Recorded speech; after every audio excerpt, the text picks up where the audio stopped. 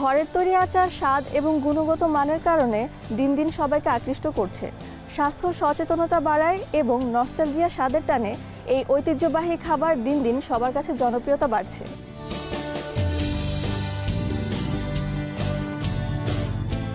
আচার আসলে বিক্রি হওয়ার জন্য আমার মতো অনেকেরই যারা গৃহিণী তারা ইচ্ছা করলেই কাজটা করতে পারেন। এই কারণে যে তাদের সময়ও কাজে লাগে আর তাদের যখন দুইটা পয়সা ইনকাম হবে তখন তাদের ভালোও লাগবে।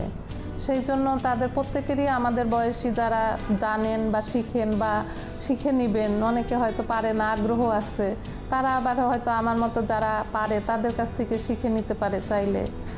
বা আমি অনেকের ট্রেনিংও দেওয়াই মাঝে মাঝে, যে আমার বাসায় এসে শিখে যায়, হয়তো 10 জন 20 জনে আসে যে আন্টি আমাকে 3 দিনের জন্য, আমি আবার অনেকের ট্রেনিং দেওয়াই যে আমার কাছে আসবে শিখাবো।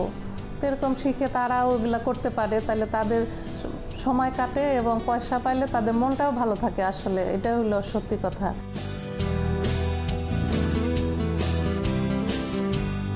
সবাই আমাকে বাহবা দিচ্ছে যে আন্টি আপনার আচারটা খুবই ভালো, খুবই মজা।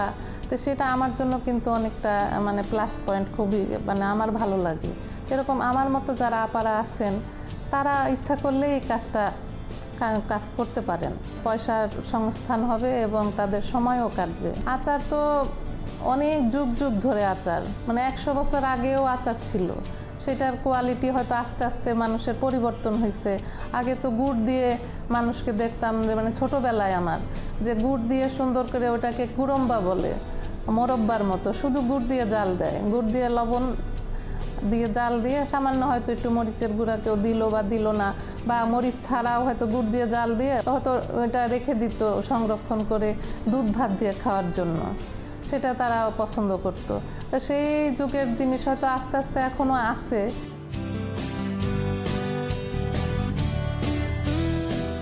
আচারটা আসলে প্রত্যেকেরই উচিত যে এটা ধরে রাখার জন্য, শিখে রাখার জন্য, নাহলে তো এটার মানে রেসিপিটা মানুষ ভুলে যাবে।